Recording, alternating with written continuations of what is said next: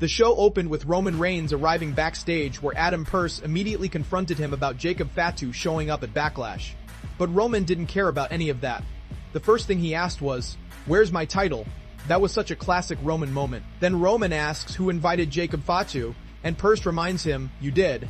And Roman makes it clear, until Jacob acknowledges him, this problem isn't over. Honestly, great opening. After that, Raw moved pretty fast. We got the Vision faction stuff with Paul Heyman hyping up Braun Breaker after Backlash, then the six-man tag with Street Profits and Joe Hendry against the Vision. Austin Theory actually had one of the funniest lines of the night roasting Montez Ford about Bianca Belair not paying the bills anymore. The match itself was decent, until Seth Rollins showed up, attacked Braun Breaker, and everything turned into chaos. Spears, super kicks, everybody fighting everywhere. Pretty standard Raw stuff at this point. Then we had the Intercontinental title segment with Penta, Ethan Page, Rusev, and Javon Evans. And honestly, this whole thing felt messy.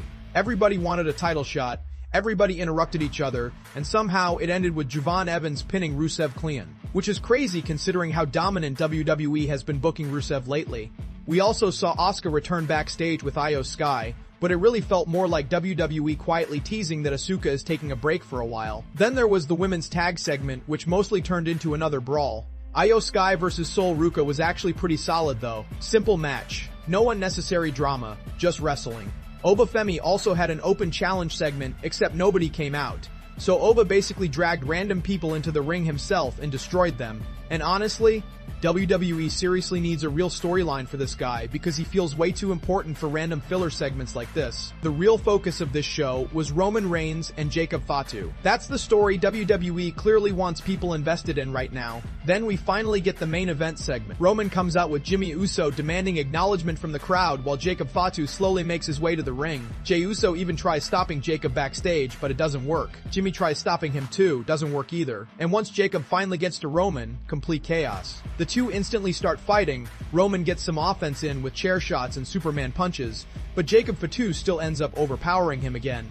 They brawl outside the ring. Announce tables get destroyed. Security runs out. Everybody gets wiped out. And Jacob stands tall once again. Now look, Jacob Fatu still feels like an absolute monster. That moment where he grabbed the championship and raised it in the air, that looked incredible. Jacob attacks Roman. Security fails to stop him. Jacob stands tall. Show ends. That's literally the formula now. And I'm not saying the storyline is bad, because honestly, it's probably the most interesting thing on Raw right now, but WWE seriously needs to move the story forward already, instead of giving us different versions of the same ending every single week. Because eventually, the chaos stops feeling special,